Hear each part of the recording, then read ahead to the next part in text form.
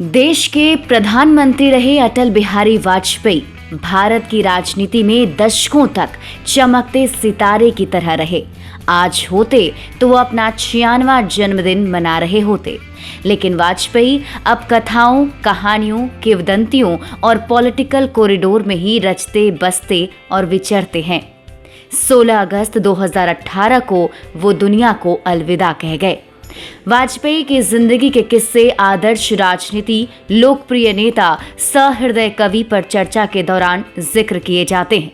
उन्होंने बतौर प्रधानमंत्री वैसे गठबंधन का नेतृत्व किया जिसमें 24 पार्टियां थीं और 81 मंत्री थे।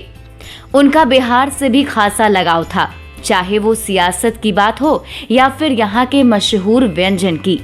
देश रत्न अटल बिहारी वाजपेयी की सरकार में शामिल दलों की क्षेत्रीय अस्मिताएं थीं, भाषा से जुड़े मुद्दे थे, नदियों के जल बंटवारे को लेकर विवाद था, लेकिन वाजपेयी नाम के विशाल वट वृक्ष के नीचे सारी पार्टियां, सारी विचारधाराएं एक रहीं। उनके व्यक्तित्व करिश्मे ने फेविकॉल का काम किया और सरकार ने अपना कार्यकाल पूरा किया। उस समय एनडीए गठबंधन में नीतीश कुमार की समता पार्टी भी शामिल थी। जॉर्ज फर्नांडिस एनडीए से संयोजक की भूमिका में थे, वहीं बिहार से कई मंत्री भी बने थे। 2005 के विधानसभा चुनाव में वाजपेयी के एक भाषण ने बिहार में बाजी पलट दी थी, जिसके कारण एनडीए को जीत मिली। नीतीश कुमार बिहार के सीएम बने थे। वाजपेयी का बिहार से बहुत गहरा लगाव था, खासकर मुंगेर और बक्सर से। वहीं यहाँ के व्यंजन के भी मुरीद बन गए थे। चाहे चुनावी कार्यक्रम हो या निजी दौरे, खाने पीने के शौकीन अटल बिहारी वाजपेयी को यहाँ के 2 प्रमुख डिश बहुत पसंद थे।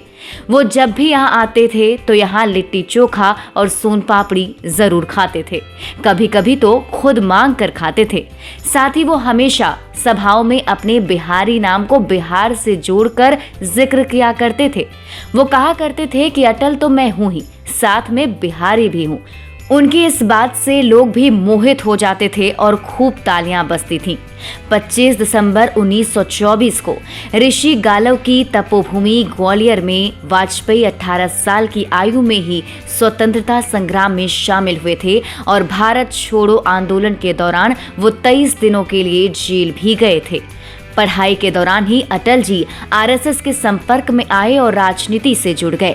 नौजवान वाजपेयी की ओज और तेजस को जनसंघ के नेताओं ने तुरंत पहचान लिया। जनसंघ वाजपेयी को हर हाल में संसद में चाहता था, इसलिए 1957 में जनसंघ ने वाजपेयी को 3 सीटों से मैदान में उतारा। ये सीटें थी उत्तर प्रदेश की मथुरा, बलरामपुर और लखनऊ।